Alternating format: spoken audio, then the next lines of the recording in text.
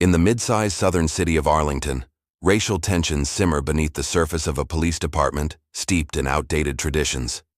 Despite decades of progress toward equality, the Arlington Police Department remains a stronghold of implicit bias, where white officers often climb the ranks faster than their colleagues of color, regardless of merit. Complaints of police brutality and derogatory remarks against black citizens have long been swept under the rug, shielded by a network of veteran officers who cling to their influence.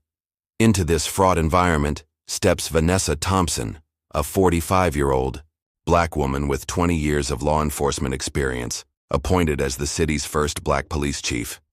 Vanessa is no stranger to adversity. Her career, forged through sharp intellect, iron discipline, and an unwavering commitment to justice, has been marked by obstacles tied to her race and gender.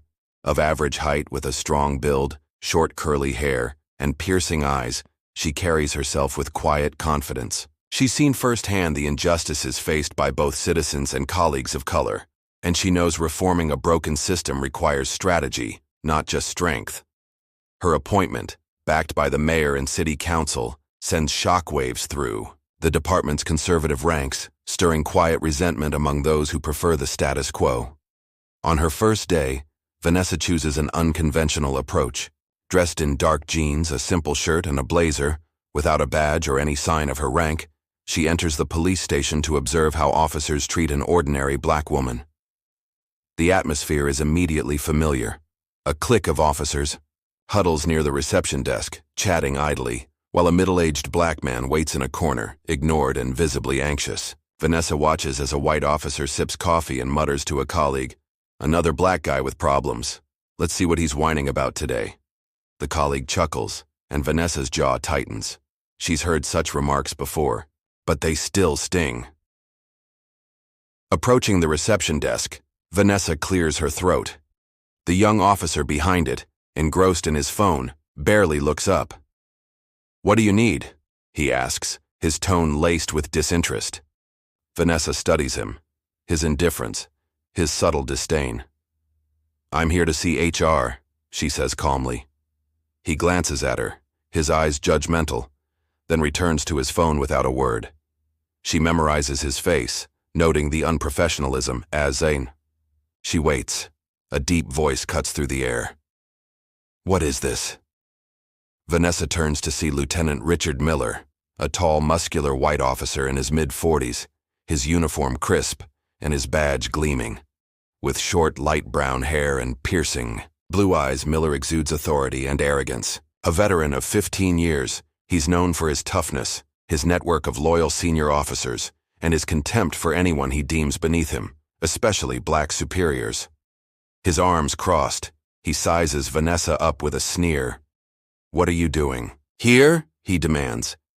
"I need to see HR to complete paperwork," Vanessa replies, her voice steady. Miller raises an eyebrow, his tone dripping with sarcasm. "Paperwork? You sure you're in the right place?" His words carry a subtle jab at her race or gender. Vanessa isn't sure which, but she recognizes the intent. "This is the Arlington Police Department, isn't it?" she counters. "I'm in the right place," Miller smirks. "I don't think HR has time for cases like yours." The phrase hangs in the air, loaded with prejudice. Vanessa repeats her request, her tone firm but composed. "I need to see HR." Miller turns to the young officer at the desk. "You hear anything?" The officer shrugs, and Miller chuckles, addressing Vanessa again. "Look, miss, we don't have time for trivial matters. If you're here for welfare paperwork, try the community center." Vanessa's fists clench, but she keeps her cool. "I'm here for police-related administrative procedures, not welfare." Miller's smirk widens. "Oh, I see. One of those human rights activists, huh?" He nods to nearby officers who laugh. "Anyone want to help this lady with her procedures?" The room fills with snickers, though some younger officers look uneasy, sensing the tension escalating. Vanessa stands her ground. "I want to see the HR team leader." Miller's amusement fades, replaced by irritation. "For what?" he snaps. "Because I have the right," she replies. His sneer returns. "Rights? You seem to like that word." Let me tell you something. No one here's obligated to do anything for people who come in giving orders. Laughter erupts again, but Vanessa doesn't flinch. She repeats, sharper now. I want to see the HR captain. If you can't help, call someone who can. Miller's face hardens. He steps closer, his voice low and menacing. Are you ordering me around? Vanessa holds his gaze.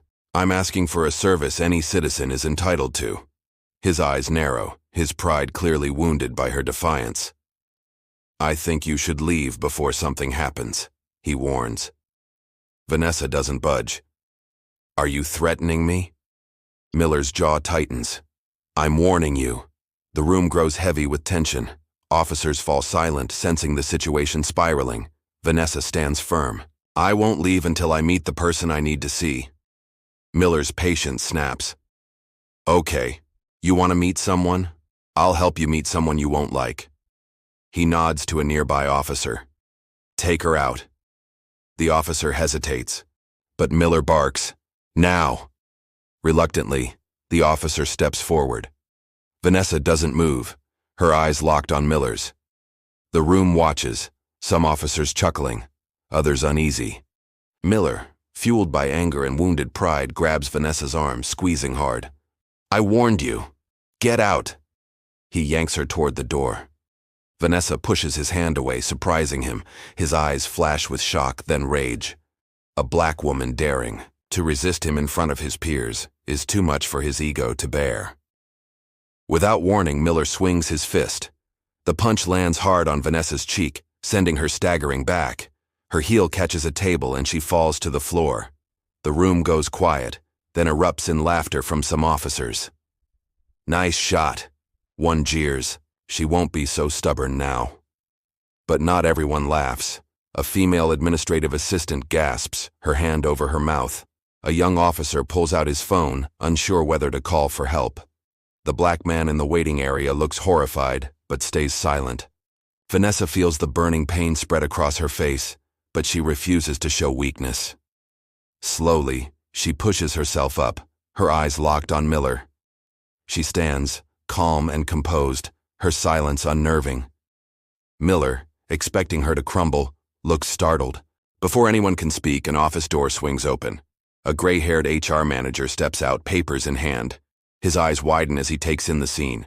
Oh my God, he gasps, then shouts, she's the new chief. What the hell did you do? The room freezes. The laughter dies. Miller blinks, his face draining of color. No way, he stammers, turning to Vanessa with panic replacing his arrogance. The officers who mocked her exchange anxious glances, their earlier bravado gone. A young officer whispers, did we just laugh at the chief? No one answers. They know they've made a catastrophic mistake. Lisa Carter, an HR assistant, rushes over, grabbing a file from the manager. She flips through it, her voice trembling. It's true. This is Vanessa Thompson, the new police chief. Gasps ripple through the room. The officers who laughed now avoid her gaze, their faces flushed with shame. The black man in the waiting area looks stunned, his expression a mix of relief and disbelief. Vanessa steps forward, her voice low but commanding. Arrest Lieutenant Richard Miller immediately. The room erupts in murmurs. Miller recoils, his hands raised. Wait, this is a misunderstanding. I didn't know who you were. His voice cracks with desperation. Vanessa's gaze is unflinching. You're right, you didn't know. But that doesn't change the fact that you assaulted a civilian in a police station. Handcuff him. Two officers step forward, grabbing Miller's arms and cuffing him. The metallic click of the handcuffs echoes in the silent room. This is a setup, Miller shouts, struggling. I'm not guilty. Vanessa remains unmoved. You have the right to explain yourself in court. For now, you'll face the consequences. The officers escort him out, the door slamming behind them. Vanessa's gaze sweeps the room. The officers who laughed now stand rigid, avoiding her eyes. You all know how serious this is, she says, her voice cold and heavy. A young officer mutters, we're gonna be suspended, aren't we? No one responds, but the answer is clear. Within an hour, Senior officials convene an emergency meeting. Video evidence of the incident sits alongside reports of Miller's history of racist behavior. A senior official sighs, flipping through the files. Miller didn't just assault the chief, he's been involved in multiple racist incidents. Another nods. This is unacceptable. He's done.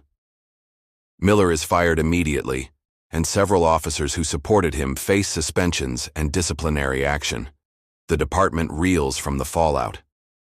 That night, the video spreads across social media, igniting outrage. Activists demand reform, and news outlets broadcast the story nationwide, spotlighting systemic racism in policing. 2 days later, Vanessa stands before City Hall, addressing reporters and residents. "I didn't come to maintain a broken system," she says, her voice steady. "I came to change it. Anyone in my department who disrespects citizens or harbors prejudice will be removed." The crowd erupts in applause. Looking into the cameras, she adds, "I will not waver, and I will not stop." The incident marks a turning point for Arlington. Vanessa's leadership ushers in reforms, from mandatory bias training to stricter oversight. The department begins to reflect the community it serves, slowly dismantling the old guard's influence.